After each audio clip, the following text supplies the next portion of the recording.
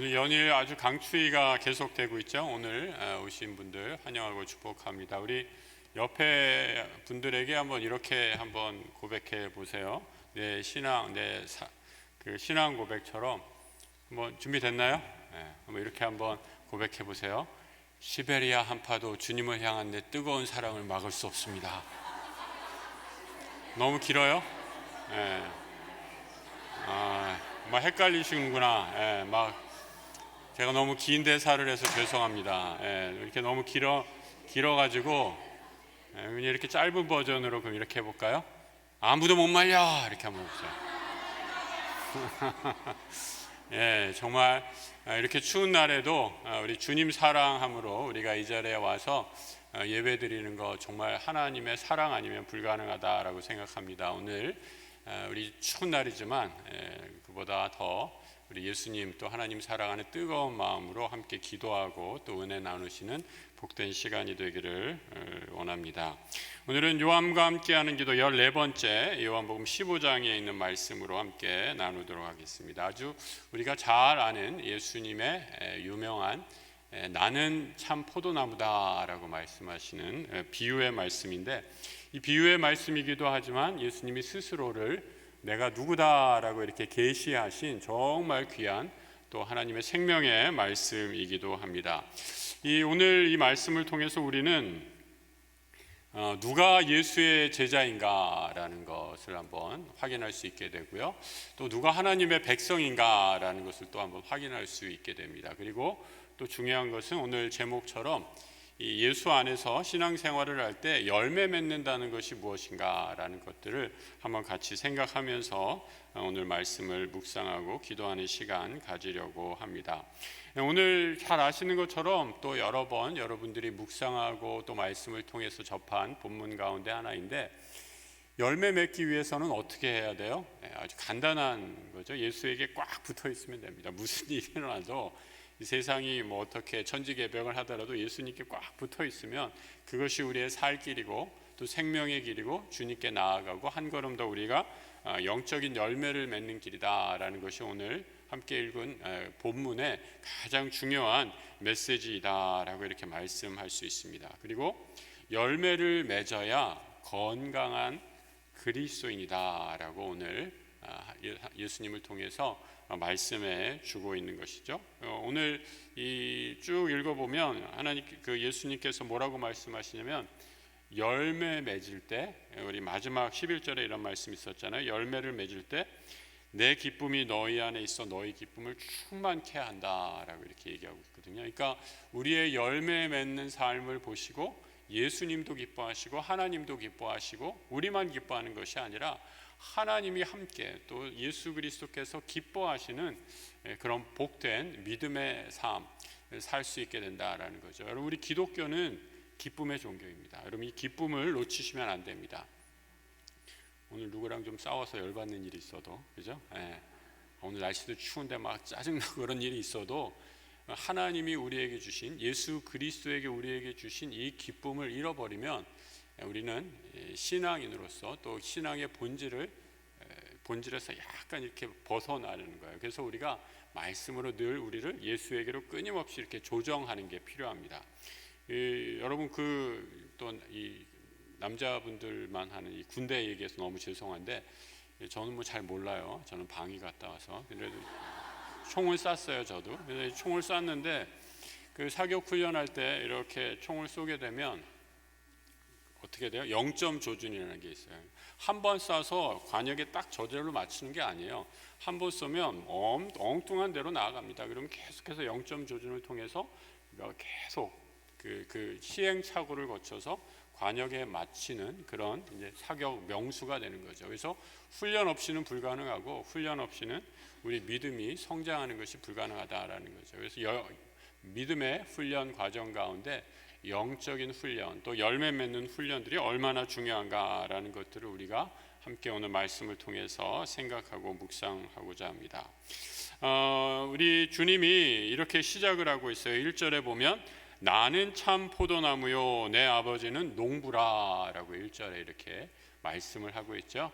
나는 I am 이렇게 영어로는 표현을 하는데 나는 이렇게 그 뭐뭐다라고 이렇게 얘기하는 게 우리는 나는 포도나무요, 나는 참 포도나무요 이렇게 붙는데 우리말은 주어와 그 서술어 사이에 명사가 하나 들어가게 되죠. 그런데 헬라어는 에고 나는 에이미 나는 뭐뭐이다 이 서술어가 먼저 앞에 나오게 되는 것을 보게 돼요. 여러분 우리가 뭐 영어 어려운 영어 아니니까 I am a boy 하면은 I am 나는 뭐뭐이다. a boy 하면 뭐예요?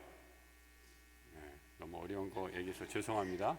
소년이다라는 거잖아요. 그러니까 I am이라는 그 어순이 에고 에이미라는 나는 헬라어의 뭐뭐이다라고 이렇게 얘기하는 거예요. 근데 예수님이 나 자신을 포도나무다, 그냥 포도나무가 아니라 참 포도나무다라고 이렇게 밝히시고 있다라는 거예요. 그러니까 우리가 성경을 읽으면서 그러면 한 가지 질문을 해야 되죠. 왜 수많은 나무 가운데 예수님이 왜 포도나무라고 하셨을까? 질문을 할 수 있어요. 그러니까 성경을 읽으면서 여러분 질문하셔야 돼요. 그죠? 그래야지 우리의 믿음이 더 자라나고 성장하게 됩니다. 수많은 나무 중에 요즘 사과값이 비싸다고 하는데 나는 참 사과다. 얼마나 좋아요? 나는 부사다. 나는 귤나무다. 나는 감나무다라고 하실 수도 있는데 왜 주님이 나는 참 포도나무요라고 이렇게 얘기했을까?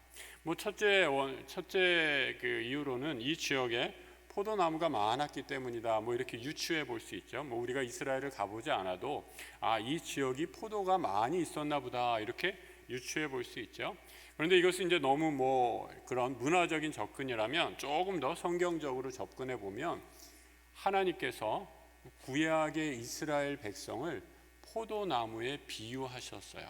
왜냐하면 그 당시 이스라엘이라는 땅에 포도나무가 가장 많이 자라고 있었고 하나님께서 구약 시대 때부터 이스라엘을 포도나무로 지칭했다라고 이렇게 구약의 말씀이 전해지고 있습니다. 그 구약의 한 구절을 찾아왔는데요. 바로 시편 80편 14절 이후의 말씀입니다. 같이 한번 읽어볼까요? 만군의 하나님이여 구하옵나니 돌아오소서. 하늘에서 구워보시고 이 포도나무를 돌보소서. 주의 오른손으로 심기신 줄기요 주를 위하여 힘있게 하신 가지이니이다. 구약에서부터 하나님은 이스라엘 백성을 포도나무로 비유적으로 말씀하셨다라고 이렇게 이야기하고 있습니다. 그래서 이 포도나무를 돌보아 주십시오라는 말은 하나님이 포도나무 농사를 지었다는 말이 아니라 하나님께서 이스라엘 백성을 돌봐 주십시오라는 기도의 간절한 기도의 제목이었다라고 이렇게 얘기하고 있어요. 그리고 이 포도나무는 그 덧붙이는 15절에서 이렇게 말씀하잖아요. 주의 오른손으로 심으신 줄기고 주를 위한 가지이다라고 이렇게 얘기를 하고 있습니다. 그래서 성경에서 포도나무라는 것은 이스라엘 백성을 상징하는 하나님이 보호하시고 지키시고 돌보시는 이스라엘 백성인데 오늘 예수님은 요한복음 15장에서 뭐라고 말씀하시냐면 나는 그냥 이스라엘과 같은 그런 포도나무, 여러 포도나무가 아니라 이 포도나무 가운데 어떤 거예요? 참 포도나무. 요즘 우리 청년들이 잘 쓰는 용어로 하면 나는 찐 포도나무. 찐이라는 거예요. 찐. 영어로는 authentic 하다는 거예요. 완전히 찐, 진짜 가짜 썩어 문드러진 그런 포도나무가 아니라 진짜 찐 포도나무시다라고 이렇게 말씀하고 있습니다. 이 포도나무는 생명의 포도나무이기 때문에 이 포도나무가 바로 나다라고 이렇게 말씀하고 있습니다. 그러면서 2절에 이렇게 이어지고 있죠. 이 포도나무의 특징은 뭐냐? 붙어 있으면 열매를 맺고 붙어 있지 아니하면 아버지께서 그것을 어떻게 된다고요? 제하여 버리겠다라고 이렇게 말씀하고 있어요. 나는 참 포도나무인데 예수님에게 붙어 있지 않으면 농부이신 아버지께서 그 가지를 어떻게 절단해 버리겠다라고 이렇게 말씀하는 거예요. 형식적인 믿음의 소유자, 겉으로 번지르르하게 그리스도인 척하는 사람들, 내면의 변화 없이 삶의 열매도 없이 그냥 겉으로 보여지는 명목상의 그리스도인들이라면 이 경고의 말씀을 우리가 깊이 새겨 들어야 한다라는 거죠. 만약에 이 포도나무, 참 포도나무이신 예수 그리스도에게 붙어 있지 않을 경우 가지가, 그럴 때의 처분이 어떻게 되는가? 6절의 말씀입니다. 15장 6절의 말씀 성경 펴시고 화면에 있네요. 같이 한번 읽어보겠습니다.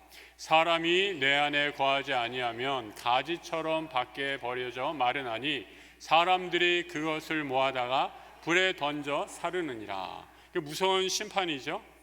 예수 그리스도인이다, 나는 그리스도인이다, 나는 교회 다니다, 나는 목사다, 장로다, 권사다, 집사다, 뭐 타이틀은 뭐든지 좋아요.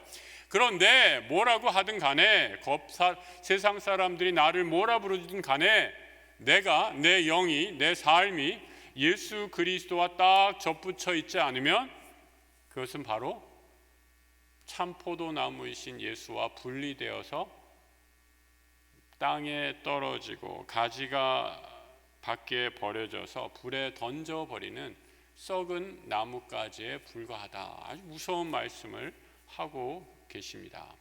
여러분, 이 요한복음은요, 이 영의 복음서, 제가 새벽부터, 이제 이번 주 새벽부터 이 요한복음을 시작하고 있는데, 이 요한복음의 별명이 뭐라고 그랬어요? 여러 동물을 이렇게 마태, 마가, 누가, 요한 이 4복음서를 하나씩 다 동물로 상징하는데, 학자들마다 조금씩, 이 마태는 뭐 어떤 교부는 천사라고 하고, 어떤 교부는 뭐 사자복음서다라고 얘기하고, 아니다, 마가복음이 사자복음서다, 뭐 누가가 황소복음서다, 이러면서 교회 역사적으로 이 각 복음서랑 동물이랑 이렇게 연결짓는 그런 일들이 많이 있었어요. 지금도 뭐 이런 그림들을 보면, 중세의 성화들을 보면 복음서를 이렇게 동물에 비유해서 그리곤 하는데, 우리 개신교에서는 뭐 잘, 개혁교회 신학에서는 그걸 뭐 잘 이렇게 어답트하지는 않았는데, 다른 건 몰라도 이 요한복음만큼은 뭐 왜냐하면 논쟁이 있기 때문에, 교회 역사상 교부들 사이에서 좀 논쟁이 있었기 때문에 그렇게 많이 받아들이지 않았지만, 요한복음만큼은 일치를 했어요. 뭐라고 했냐면 요한복음은 독수리 복음서다라고 해서 요한복음을 독수리로 상징적으로 그렸어요. 독수리를 왜 독수리로 그렸냐? 독수리는 어떤 새인가? 독수리는 태양을 눈을 뜨고 볼 수 있는 유일한 새라고 그래요. 그리고 하늘 높이 날면서도 태양을 볼 수 있는, 그러니까 진리의 빛을 그대로 직관할 수 있는 유일한 피조물 동물 가운데 이 새 중에 새가 독수리다라는 거죠. 그만큼 이 요한복음은 진리 되신 예수 그리스도, 참 빛 되신 예수 그리스도를 우리에게 그대로 잘 보여주고 있다라는 겁니다. 그래서 하나님과의 이 영적인 깊은 관계에 들어가려면, 또 그 하나님의 신비의 축복을 우리가 체험하려면 요한복음에서 말씀하시는 하나님과 예수 그리스도, 또 오늘 열매로 표현되는 우리 성도들과의 이 영적인 친교를 우리가 깊이 묵상해 보면 하나님께서 우리에게 주신 이 놀라운 축복들을 누리게 될 수 있다라는 거죠.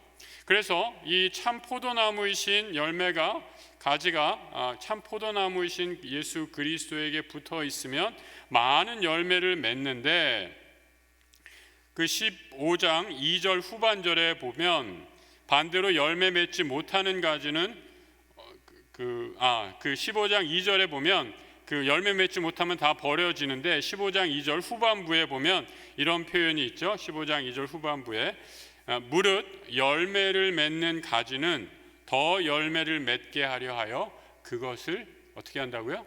깨끗하게 하시느니라. 농부가, 우리 농부이신, 포도원 농부이신 하나님께서 하시는 일은 열매 맺는 가지는 어떻게 한다? 더 열매 맺게 하기 위해서 깨끗하게 하신다라고 이렇게 얘기하고 있어요. 여기서 깨끗하게 하다라는 것은 말 그대로 잔 가지를 다 친다는 거예요. 잔 가지를 다 친다. 여러분, 우리가 이 집에서 하다못해 분재를 해본 경험이 있으신 분도, 이 가지가 이렇게 자라는데 옆으로 나오는 가지를 이렇게 좀 쳐주면 이 가지가 쑥쑥 더 잘 자라는 거 아마 경험하셨으리라 생각합니다. 이게 그 가지가 여러 갈래로 나가면 이 힘이 분산되고 영양분이 나눠지기 때문에 그렇게 쑥쑥 잘 크지 못하죠. 뿌리부터 영양분을 나눠 가져야 되니까. 그래서 가지치기를 해주는 것을 깨끗하게 하다라는 거예요. 그러니까 신앙, 예수를 믿는다, 신앙으로 살아간다라는 것은 무엇이냐? 예수 그리스도에게 집중해야 된다라는 거죠. 예수 그리스도에게 집중해야 우리의 신앙이 열매를 많이 맺고, 예수 그리스도에게 집중한 열매 맺는 신앙인이 이 세상에서 온전한 그리스도인의 향내와 형품을 가지고 살아갈 수 있다라는 것을 이 저자 요한은, 사도 요한은 우리에게 아주 강조하고 있습니다. 그래서 이 잔가지치기는 그 훈련을 의미합니다. 성화를 위한 노력이다라고 이렇게 얘기를 하죠. 그러니까 여러분들 이 순서를 우리가 잘 염두에 둘 필요가 있습니다. 우리가 늘 말씀드린 것처럼 구원을 위해서 우리가 할 일은 별로 없어요. 아니, 별로 없는 게 아니라 일도 없어요. 왜냐하면 예수 그리스도께서 우리의 구원을 위해 모든 것을 다 성취하셨고, 모든 죄의 대가를 다 지불하셨고, 우리가 하나님의 자녀가 되기 위한 모든 조건을, 필요 충분 조건을 완전하게 다 완성시키셨기 때문에 우리가 구원을 위한 더 일은 하지 않아도 돼요. 하지만 구원받은 사람으로서 이제 하나님 나라의 자녀로서 믿음의 삶, 성화의 삶을 살기 위해서 우리가 끊임없는, 아까도 말씀드린 예수에게로 집중하는 훈련, 영성의 과정이 필요하다라고 이렇게 얘기하면서 이것을 성화라고 이렇게 얘기하죠. 그래서 이 거룩한 삶이 믿는 성도의 삶 가운데서 동반되지 않으면 열매를 맺지 못하는 삶이로 전락할 수 있다라고 이렇게 말씀하고 있는 것입니다. 그래서 은혜에 따라 합당하게 사는 노력을 해야 우리가 더 성숙하고 온전한 믿음의 삶을 살 수 있습니다.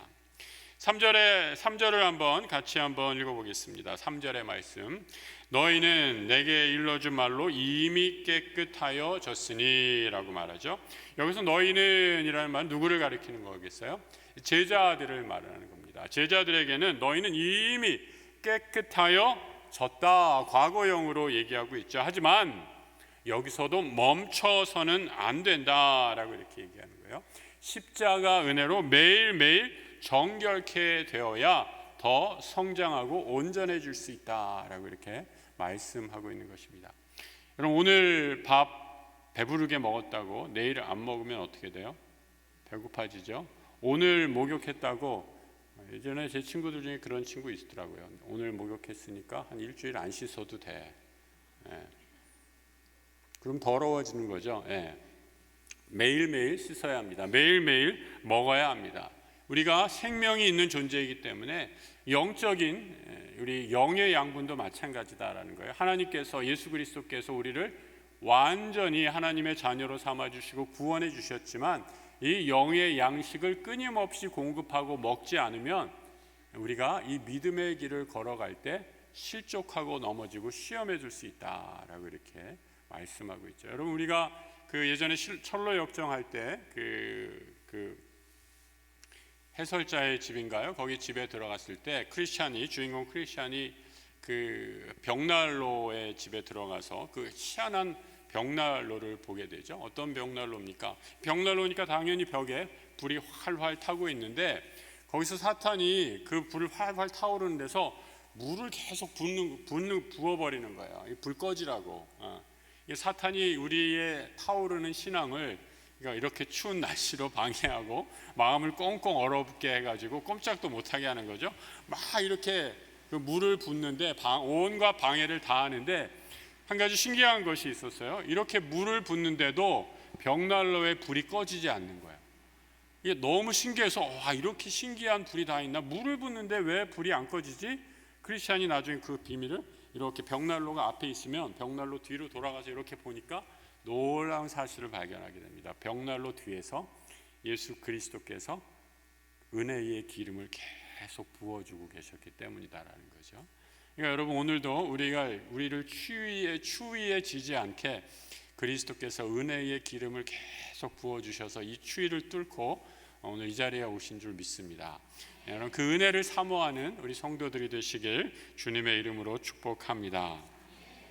그래서 제자들이 매일매일 이미 깨끗해졌지만 우리가 이미 한 번 깨끗해졌다라고 해서 그 믿음의 길, 성령의 부으심을 받은 그 믿음의 길을 멈춰서는 안 되고 지속적이고 계속되는 성화의 노력이 필요하다라고 이렇게 말씀하고 있습니다. 그래서 이 요한복음 1장 7절, 요한1서 1장 7절을 보면 이런 말씀이 있습니다. 요한1서 1장 7절의 말씀 같이 한번 읽어볼까요? 그가 빛 가운데 계신 것 같이 우리도 빛 가운데 행하면 우리가 서로 사귐이 있고 그 아들 예수의 피가 우리를 모든 죄에서 깨끗하게 하실 것이요. 여러분, 우리가 이 요한복음과 방금 읽었던 요한1서를 이렇게 읽어보면 상당히 유사한 표현들, 단어들, 신학적인 그 모티브들을 발견할 수 있습니다. 그래서 그 학자들 가운데는 뭐 요한복음서의 저자와 요한1서의 저자가 다르다 뭐 이런 거 가지고 심각하게 논쟁을 하는데 우리는 뭐 거기에까지 그 주의를 기울일 필요는 없을 것 같고요. 우리는 이 요한 사도 요한이 쓴 요한복음과 또 사도 요한이 썼다고 여겨지는 믿어지는 요한1서 사이에서 갖고 있는 그 유사성들을 통해서 하나님이 우리에게 말씀하시고자 하는 메시지가 무엇인가를 이렇게 뽑아내는 것이 중요한 것 같아요. 아까 요한1서 1장 7절의 말씀 다시 한번 좀 보여주시면 요한1서에서도 빛이라는 단어를 사용하고 있잖아요. 그가 빛 가운데 계신 것 같이, 다시 말해 예수 그리스도께서 참된 우리의 생명의 빛이 되신 것처럼 우리도 빛 가운데서 어떻게 해요? 행하면. 그러니까 우리의 믿음의 증거는, 여러분의 믿음의 증거는 우리가 예수를 사랑하고 예수에게 접붙여 있고 예수에게 속해 있다라는 그 증거는 나는 속해 있습니다. 나는 속해 있습니다. 나는 속해 있습니다. 내가 이렇게 계속 주문을 100만 번 외서 속해 있는 게 아니라, 우리 기독교는 그런 주문법이 아니에요. 우리 기독교는 우리의 신앙의 증거를 어떻게 행동으로 드러내는 거예요. 우리의 믿음과 우리의 암과 우리의 삶이 하나 되기 위해서 끊임없이 노력하는 삶, 그것이 바로 성화의 삶이고 신앙인의 삶이다라고 해요. 그 훈련을 하기 위해서 하나님께서 우리에게 교회 공동체를 허락해 주셨다라는 거예요. 우리에게 계속 좀 띄워주세요. 1장 7절. 우리에게 그렇게 될 때 서로 사귐이 있다라는 거예요. 이 사귐은 교회 공동체 안에서 이루어지는 사귐이다라는 거죠. 그래서 이 사귐을 통해서 우리가 믿음이 더 성장해가고 성숙해가는 축복과 은혜를 누리게 된다라는 겁니다. 그래서 여러분, 기독교 역사상에서 때로는 이런 교회의 여러 가지 연약한 모습들이 있잖아요.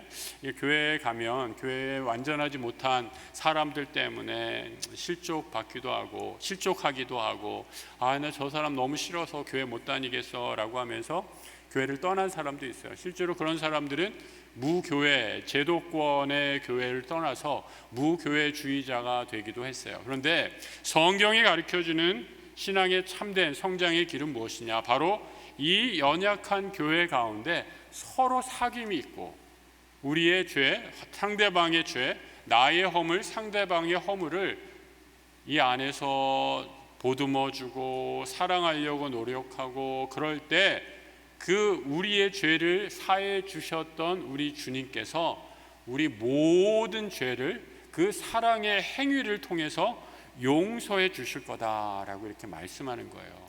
그러니까 이게 얼마나 중요한 신앙의 포인트인지 아시겠죠, 여러분? 우리가 그래서 요한1서에서 이렇게 얘기하잖아요. 혀와 말로만 사랑하지 말고 행함과 진실함으로 사랑해야 한다라고 말씀하시는 이유가 바로 이 요한복음서부터 내려오는 예수의 진리에 접붙인 자는 항상 말씀과 행동으로 하나 되어 그 믿음이 드러난다라는 것을 요한은 다시 한번 우리에게 가르쳐 주고 있습니다. 그래서 요한복음에서 말하는 믿음은 한마디로 예수 안에 거하는 거예요. 예수와 접붙여서 사는 거예요.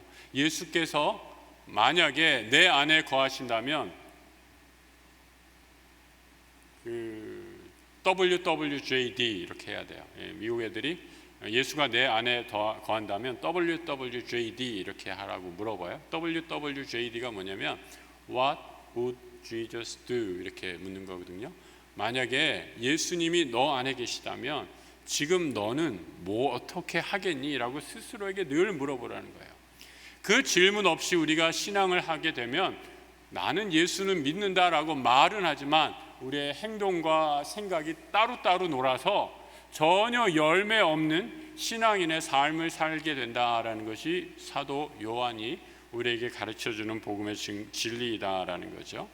요한복음 15장 7절과 8절의 말씀입니다. 15장 7절과 8절의 말씀 같이 한번 또 읽어보겠습니다. 너희가 내 안에 거하고 내 말이 너희 안에 거하면 무엇이든지 원하는 대로 구하라. 그리하면 이루리라. 너희가 열매를 많이 맺으면 내 아버지께서 영광을 받으실 것이요 너희는 내 제자가 되리라. 우리가 이런 열매, 삶으로, 행동으로 참된 진리 되신 예수 그리스도를 많이 드러내면 누가 영광을 받아요? 하나님께서 영광을 받으시고 그 하나님이 영광 받으시는 것을 통해 너희가 온전한 내 제자가 되겠다라고 이렇게 말씀하고 있습니다. 그래서 여러분, 우리 열매 맺는 신앙이 어떤 것인가, 그 열매의 기쁨을 조금 더 두 가지로 오늘 정리하고 함께 기도하는 시간 가지려고 합니다. 이 열매는요, 그래서 추상적인 열매가 아니라 성경에서 말하는 열매는 굉장히 인격적인 열매입니다. 이 인격적인 열매는 나의 변화를 수반하는 열매입니다. 요한복음에서 예수님께서 가나 혼인잔치에서 물을 포도주로 바꾸는 놀라운 기적을 행하시는 것을 보게 됩니다. 요한복음 2장 11절의 말씀이죠. 또 같이 한번 읽어보겠습니다. 예수께서 이 첫 표적을 갈릴리 가나에서 행하여 그의 영광을 나타내심에 제자들이 그를 믿으니라. 물을 포도주로 바꾸시니까 그를 통해서 하나님의 영광, 예수의 영광을 드러내시니 제자들이 믿었다라고 이렇게 얘기하고 있는 거예요. 여러분, 물이 포도주로 바뀌는 것, 이런 것은 이 불가능한 변화예요. 화학적 변화, 물리화학적 변화예요. 이 도저히 일어날 수 없는 이 분자 구조가 다 바뀌는 거거든요. 이 지구상에서 물리학의 법칙, 자연 법칙에 위배되는 일이 일어나는 거예요. 그런데 우리가 예수 그리스도에 접붙여져 있으면 이런 세상이 할 수 없고 사람이 할 수 없는 불가능한 일을 이루시겠다라고 이렇게 말씀하는 거예요. 여러분이 경험하는 인간, 여러분이 만나는 인간, 내가 만난 인간 변했어요? 안 변했어요? 안 변하잖아요. 같이 사는 배우자 변해요? 안 변해요? 그래서 저 인간 오래전에 포기했어 막 이러고 그러시잖아요. 그런데 예수 안에 접붙여 있으면 그 변화의 기적이 일어나더라라는 거예요.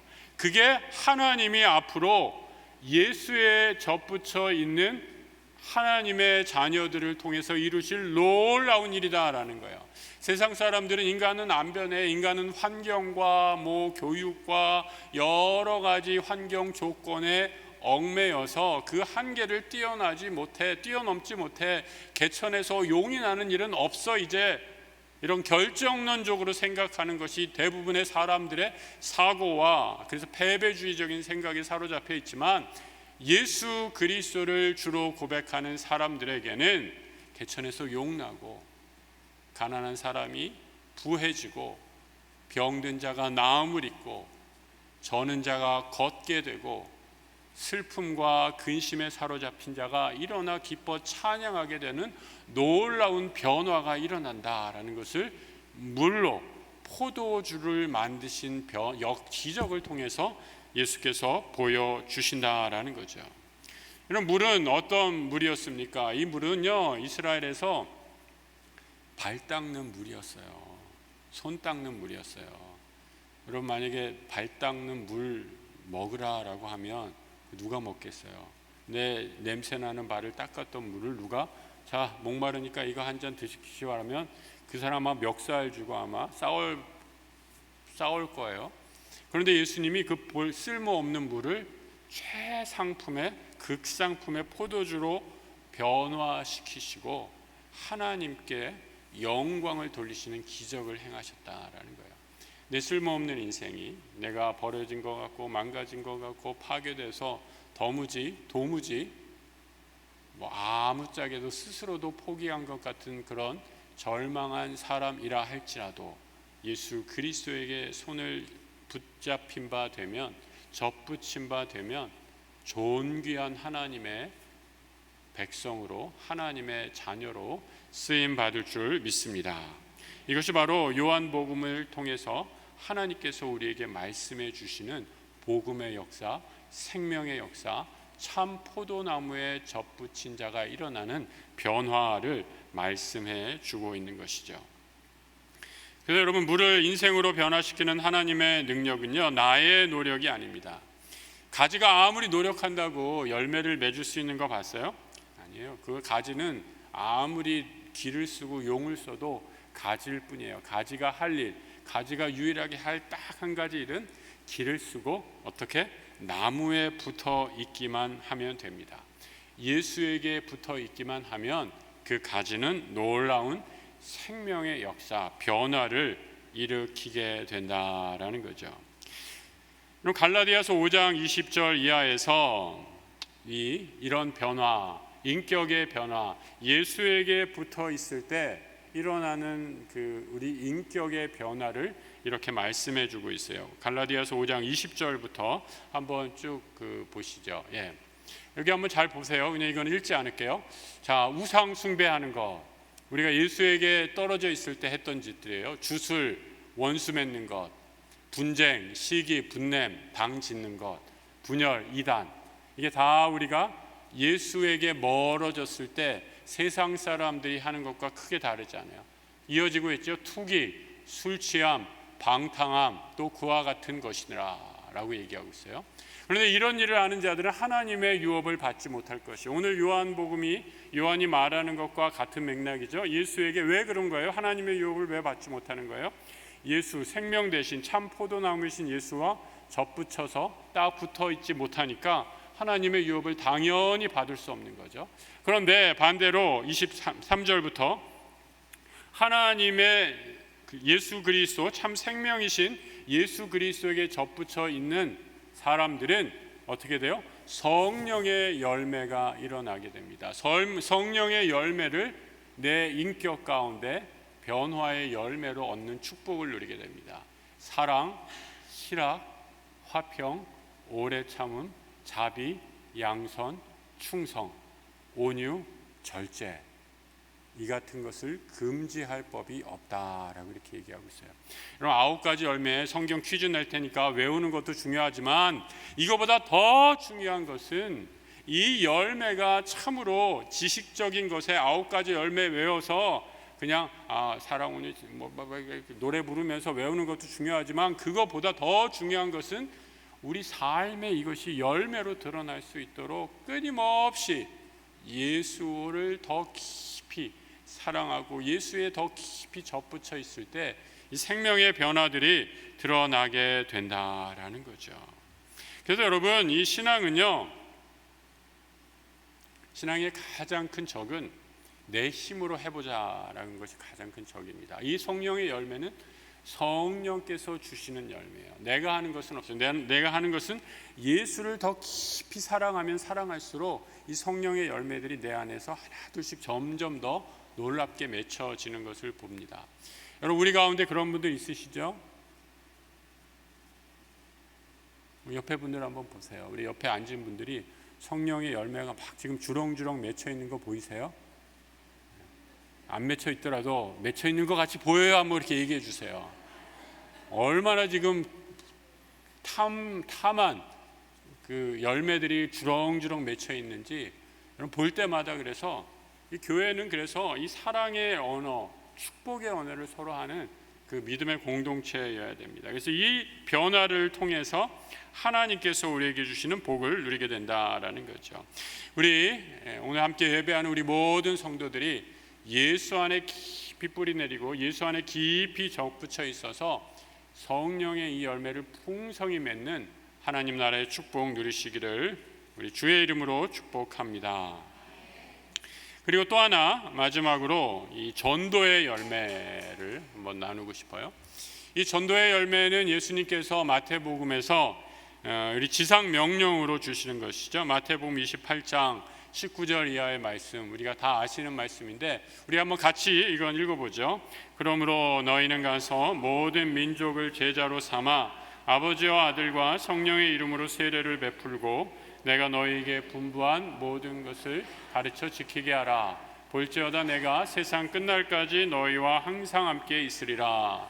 이 Great Commandment, 지상 대위임 명령이다라고 이렇게 얘기하는데, 이 마태는 굉장히 직설적으로 세상 모든 민족에게 가서 아버지와 아들과 성령의 이름으로 세례를 주고 이 귀한 지상 명령을 행할 때 내가 세상 끝날까지 너희와 함께 있으리라. 굉장히 이렇게 명령이 직접적으로 주어진 반면에 이 사도 요한은 이 예수님의 지상 명령을 조금 다른 형태로 표현하고 있어요. 요한복음판 지상 명령이다, 이렇게 이해할 수도 있을 것 같아요. 15장 16절의 말씀입니다. 우리 같이 한번 읽어보죠. 너희가 나를 택한 것이 아니요 내가 너희를 택하여 세웠나니 이는 너희로 가서 열매를 맺게 하고 또 너희 열매가 항상 있게 하여 내 이름으로 아버지께 무엇을 구하든지 다 받게 하려 함이라. 요한에게 중요한 것은 열매예요. 마태는 너희는 가서 전하라, 가르치라, 세례를 베풀라 이렇게 얘기했지만 같은 말인데 표현이 굉장히 다르죠. 요한은 어떻게 표현하고 있는가? 너는 내가 택했다, 내가 세웠다. 그리고 네가 할 일은 뭐냐? 네 노력이 아니라 가서 가지에, 아니 참 포도나무이신 예수에게 딱 붙어 있어서, 꽉 붙어 있어서 풍성한 인격의 열매, 풍성한 전도의 열매, 생명의 열매를 항상 풍성히 맺게 될 때, 그때 내 이름으로 아버지께 구하면 다 받게 되리라. 놀라운 축복의 말씀을 해주고 있습니다. 마태가 좋으세요? 요한이 좋으세요? 둘 다 하셔야 돼요. 뭐 어떤 하나를 선택 1번, 2번 중에 하나 고르는 게 아니라 이 똑같은 말씀을 어떤 신학적인 렌즈를 통해서 말씀하시냐에 따라서 표현이 이렇게 확 달라지는 거죠. 그래서 여러분 우리가 성경을 읽으면서 이 성경이 우리에게 가르쳐주는 그 뉘앙스, 그 풍성한 은혜들을 깊이 묵상하는 것이 좋아요. 그래서 여러분 이 교회 다니는 게 왜 중요하냐면요, 교회를 다니면 이렇게 생각하고 이렇게 신앙하는 사람도 있구나라는 것을 배우게 돼서 그래요. 제일 위험한 사람이 어떤 사람인지 아세요?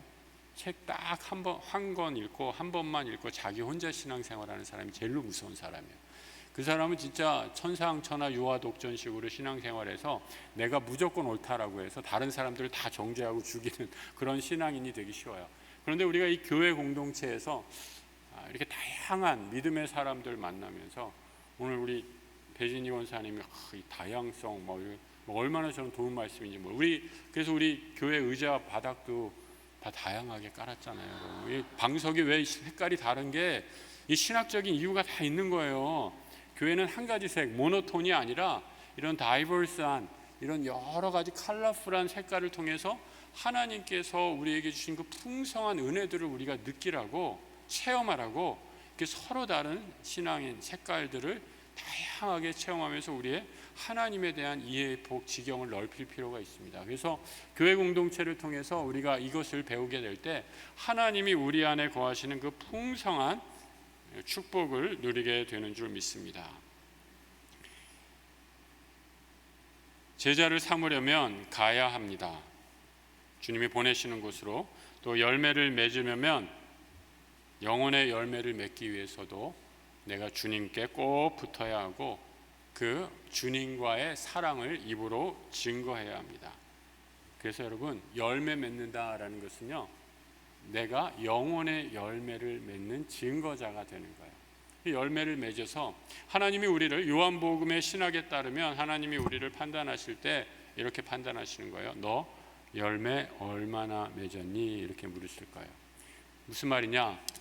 네가 하나님 사랑하는, 예수님 사랑하는 열매를 보고, 너의 신앙의 열매를 보고 과연 몇 명의 사람들이 예수께로 왔니? 그 열매를 보고 판단하실 거다라는 거예요. 나를 보고 그 열매가 오히려 떨어져 나가면 여러분 어떻게 됐어요? 그 책임은 나한테 있는 거죠. 그래서 여러분 이런 면에서 이렇게 생각하면 제일 위험한 게 저예요. 저. 그러니까 이 사탄이 이 교회 공동체에서 이 영적 지도자인 목사를 공격하는 이유가 바로 그런 데 있어요. 목사가 한번 잘못되면, 영적 지도자가 시험 들어서 무너지게 되면, 저는 여러분들을 이렇게 최대한으로 그 기도하고 말씀 전하면서 예수 그리스도께로 인도하는 그런 역할을 하는 사명을 받은 사람이 전데, 여러분이 저를 볼 때마다 예수님이 안 보여.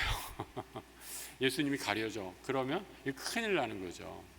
그래서 여러분 기도해 주셔야 돼요. 우리 교육자들을 위해서 기도해 주세요. 저만 위해서 기도해 주시지 마시고 우리 교회 모든 전도사님들, 사역자들, 교회 리더들이, 아니 우리 서로가 서로를 보고 예수님의 열매를 볼 수 있는 그런 교회가 될 수 있게 해달라고.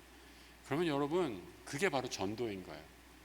저 사람 있는 교회 난 가기 싫어 이러면 이 전도의 문이 막혔는데, 저분을 보니까 진짜 예수 믿는 게 어떤 건지 알겠어 라고 하면서 많은 사람들이 교회에 온다면, 교회로 찾아온다면 우리를 통한 생명의 열매가 하나님께서 맺어지고 그 영광을 하나님께서 받으신다라고 이렇게 말씀하고 있는 것입니다. 이 놀라운 풍성한 열매의 은혜가 우리 믿음의 공동체에 넘치시기를 주님의 이름으로 축복합니다. 네. 더 길게 하면 우리 주님을 진짜 만나실 것 같아서, 날씨도 춥고 막 이게 지금 시타도 들어오고 하니까 집중하기 참 힘드신데, 우리 함께 이 시간 기도하는 시간 갖도록 하겠습니다. 오늘 주신 말씀 먼저 생각하면서 함께 잠시 기도했으면 좋겠습니다. 우리에게 이 세상 가운데 생명 포도나무이신, 참 포도나무이신 예수 그리스도를 허락해 주셔서 감사합니다. 그 기도를 먼저 드리시기를 바랍니다. 그리고 이 생명을 풍성히 증거하는 인격의 열매 내게 허락해 주시기 원합니다. 여러분들 가운데 스스로가 아마 잘 알 거예요. 성령의 9가지 열매 가운데 내게 부족한 것이 무엇인가 라고 한번 생각해 보세요. 사랑, 희락, 화평, 오래 참음, 자비, 양선, 충성, 온유, 절제. 이 가운데 무엇이 내게 부족한가? 저는 요즘에 생각하면서 오래 참음, 내가 인내의 열매가 참 부족하구나 라는 생각들을 많이 해요. 우리 아이들 보고 쉽게 막 화내고, 또 하나님의 뜻이 언제쯤 이루어질까 기다리지 못하고, 그래서 하나님 제게도 인내의 열매를 주십시오, 성령의 열매를 주십시오 이렇게 기도하곤 하는데, 여러분에게 오늘 이 시간 내가 더 풍성히 변화해야 할 인격의 열매가 무엇인가 한번 기도해 보시기 바랍니다. 또 나아가 내 이 인격의 풍성한 성령의 열매를 통해 하나님 나를 통해 많은 사람들이 생명의 열매를 맺는 전도의 열매로 이어지게 해 주십시오 라고 이 시간 우리 함께 그 풍성한 은혜를 사모하며 함께 기도하는 시간 갖도록 하겠습니다.